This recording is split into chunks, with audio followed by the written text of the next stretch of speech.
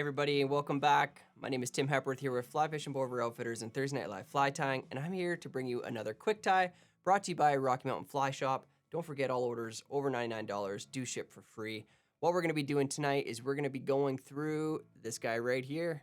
Okay, we got the rubber leg copper john. Great pattern. This is coming out of season 5, episode 8 of Thursday Night Live Fly Tying. If you don't have yourself a kit yet and you want to grab one, still get them over on our website, www.flyfishingbowriver.com/TNLS5. And if you don't want a whole kit, we have these now available for you. You can head on over to Rocky Mountain Fly Shop and pick them up today. Gets you 6 flies in each kit, and it's just one single pattern. You can take it through, and you can work on those as you go. All right, that's what we're going to be working on tonight. Let's head on over to the vise and get ourselves started. So as you can see, this is the pattern we're going to be working on. Just like a copper john as normal, except instead of using a hackle as the legs, we're going to put in actual rubber legs. So if you're tying out your kit with me, you'll be using the same materials. We're going to be tying on a size 14 hook today, which we're going to go ahead and get fixed into your vise with a gold bead on it. Try to get it level-ish in there. There we go. I'm going to be tying with some UTC 70 denier in black. Okay, let's go ahead and start the thread just behind the bead. We're going to lay a thread base down to just before the bend. So if you let it hang, it should be right around that barb. We'll trim out that tag end. First material we're going to put in tonight is our biots. Okay, we got these nice tan brown colored biots. Okay, we're just going to go ahead and grab 2 off the stem. If you're just like me, you probably don't love working with these, but we'll do our best to get a good tail built out of them. So we're going to actually be marrying 2 of these together. So when they come off the stem, they're together in one direction. We want to actually switch them so their backs are facing each other and they kind of flare out. I'm just going to trim off the little curly at the base of it. And I'm going to turn these around. They're a little difficult to deal with, and sometimes you might drop them on your desk or whatever. We're going to take one and we're going to turn it over and place it on the other. Okay? Which can sometimes be a little difficult because we also have to get the tips aligned so that they are the same length as well as flaring away from each other. Okay, so once we got them, making sure they're flaring in opposing directions, we are going to try to get the length sorted out. So you slide one down the other. So you can see I've kind of got the shape of the splay, but their tips aren't quite matched. So I'm going to keep sliding that other one back until I get them as close as possible to even, something like that, okay? And now in one foul swoop, I'm going to put both of these on here. Okay, so we're measuring a tail. It's roughly half the hook length out the back of the fly. I'm going to lay with them down kind of on top, but also on the side of the hook. And I'm going to pinch them in place, and I'm going to take one good wrap to secure them right off the hop. And I'm going to try to take a few additional to help them from moving because they do like to move around on the hook shank. And they can be a little bit irritating when they do. So I'm going to come in here, pinch it on the hook shank. I'm going to take that first wrap, nice and tight. Take a couple more past my fingers. Now I'm going to come back and look at it. Just like so. You see how they splayed nicely.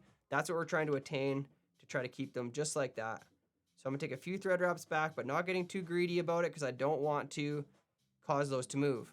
And now I'm going to use those biots just a little bit up the stem to create a little bit of bulk for that wire we're going to put in next. Okay, I'll just finish off by getting those secured under my thread all the way to the top. Now I'm going to go ahead to my copper wire, where we got our name, our copper john from, and I am going to put this right up against the bead. I'm going to put it on the near side of the fly to myself. So if you're tying this right now, it should be closer to you and not looking away. I'm going to put it right up underneath the bead and then start taking some thread wraps back down the fly. The reason I tied it up there is I want this to have a nice even underbody for this wire to sit down on, and if I were to not do it in the same way, it would not work out quite as well. I'm going to come back up to the bead. I'm going to put a little half hitch in there, set my thread to the side. Now I'm going to use the rotary function on my vise, which you could just spin your wire up if you please, but I like this just as I get a nice good look, consistent look over top of the wire as it goes forward and up the hook shank. We want to do basically touching wraps all the way up the fly We will be tying in a thorax in this fly, so we need to leave a little bit of room behind the bead. Yeah, I'm gonna go one more wrap. Leave it like so. And then we're gonna bring our thread back. I'm gonna secure off this wire. So I gotta do some wraps behind it, in front, again, behind, and in front. I like to do it 3 times with the wire just to make sure it's definitely not gonna go anywhere. Then go grab Dana's scissors if you've got a pair, or whatever cheap scissors you have, or you could helicopter it off as well, whatever works for you. Make sure the tag end of that wire is kind of pushed down. And now you can take a good look at the fly. If you got any gaps in your wire, it's okay. We like actually a little bit of black from the thread to shine through, okay? Which is okay, it just kind of gives it a look of segmentation. And from here, what we're gonna do next is we're gonna put a couple of materials that are gonna build on top of the thorax and kind of give us some flash. Okay, so you got some crystal flash in your kit. Let's go ahead and just grab a piece of it. I'm gonna, just one longer piece, about 6 inches long, I'm gonna fold it over my thread. And I'm gonna bring it up and I'm gonna place it down close to the bead and then take some thread wraps back over top of it to kind of hold it out of the way. Okay, and now we have, you can use all sorts of different materials. You could use thin skin, and here we have this kind of, I don't even know what you would call this material as far as its texture, but we're gonna use this as our flashback, okay? Flashback material. So I'm gonna tie this in next. This is gonna go right on, important to be right on top of the hook shank. Okay, and I get a good look at it right there. I can take a peek. Yes, it is even up on top. I'm gonna take a few thread wraps back, basically to where I left off with that flash. And I'm just gonna leave that laying back like so. I'm gonna take a little hair clip or whatever you have just to kind of hold it out of the way so I can get to work on the next stuff. Okay, so next thing I'm gonna do is I'm gonna grab some rubber legs. So we've provided you with some rubber legs. We're gonna grab 2 of them. They're gonna be quite long when we tie them in, but then we will change that shortly. So I'm gonna tie these in right in the middle of that space that I've created. Okay, so I want these to be fairly centered in that space. So I'm just gonna start off by just taking a couple of loose wraps, okay? Just leaving them on top, and then I'm gonna pull one to the near side of the fly to myself, one over to you guys on that side. Try to even them out the best that I can. So they're pretty perpendicular with the hook shank. They are legs, so they do have a little bit of mind of their own, so don't stress too much if they move around on you. But try to get the best shape you can, and once I get it where I want it, I'm gonna take a few thread wraps in the middle, tighten down, and if they move on me, then I'm just gonna readjust them again. The good thing with legs is you can often move them around quite a bit still. I'm gonna head on over to my next material, which is gonna be some peacock hurl. I'm gonna grab 2 pieces of peacock hurl. I'm gonna even up the stems. Slide up to the tips up here like so. I'm gonna break off those tips as they're often quite fragile. Okay, so I'll get those out of the way. Now this is where the fly gets a little tricky because we're kind of working in a confined workspace from here on out. But I'm gonna tie these in basically right on top where I tied those legs. Okay, so I get a nice securing wrap.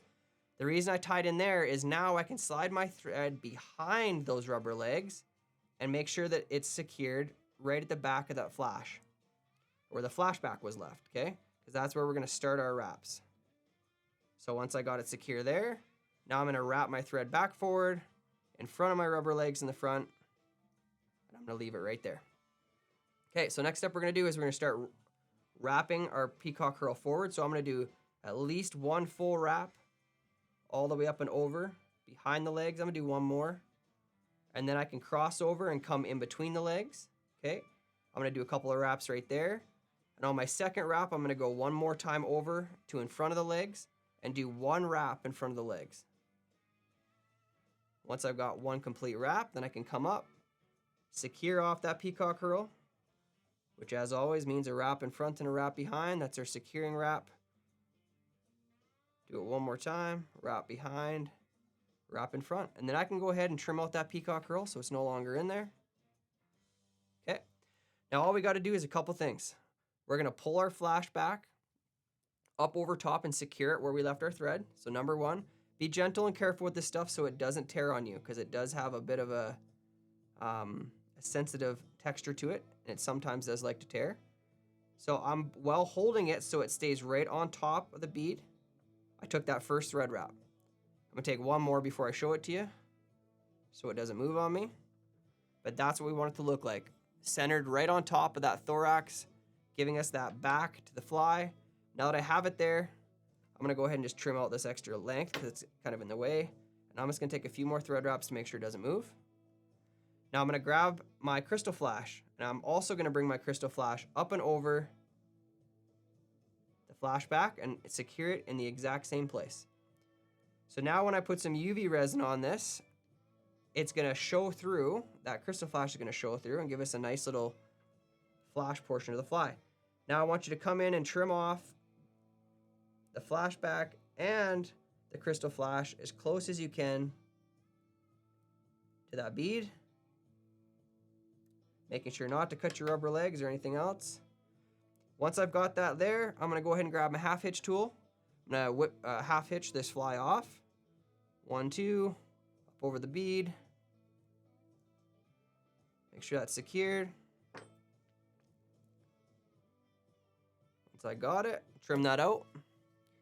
And now I'm gonna get to work with a little bit of UV resin. So I'm gonna be using some Solar Res. This is the thin, hard formula, okay? This stuff right here. Now I'm gonna build a little bit of a back, like a bubble back or a thorax on this guy. Be careful when you squeeze your bottle because you don't want too much to come out all at once. You can't put it back in the bottle. So I wanna basically spread that from the copper wire at the back, just on the edge of it, up over the thorax and touching the bead. Make sure it goes out wide and covers the majority of that thorax. Now once I get it to where I like it, get on it quick, hit it with the UV light. Make sure you get that good and cured. Once it is, make sure you always put your cap back in your resin. And I'm gonna come in and trim my legs. There you see how that created that back. You can see that flash coming through that clear, the clear UV resin looks really good. Now you choose the length of your legs, okay? I just kind of have an eye for the length that I like, but leave them a little long if you want because your forceps can always trim these down in the field when you're actually fishing, okay? So leave them a little bit longer than you might want and you can always adjust them in the field. If I'm gonna cut these to how I would fish them, so I'm gonna actually cut them a little shorter. So you can see, the thinner the legs that you can find for this pattern, the better. You want them to be certainly as thin as these ones. And there you go, guys. That is the rubber leg copper john. I can say from experience, this is a pattern worth having in your box. I can promise you that. Okay, guys. Well, what I want from you is if you are part of the Quick Tie Squad and you're here watching, I want you to drop a comment. Let us know you were here. I want you to like and subscribe to this video. Hit that little bell so every time we have a new video come up, you also know about it. And yeah, just let us know you're here. We want to hear from you. Okay, guys, I'm Tim Hepworth with Fly Fishing Boat Outfitters and Thursday Night Live Flying. This has been a Quick Tie brought to you by Rocky Mountain Fly Shop. Can't wait to see you next week.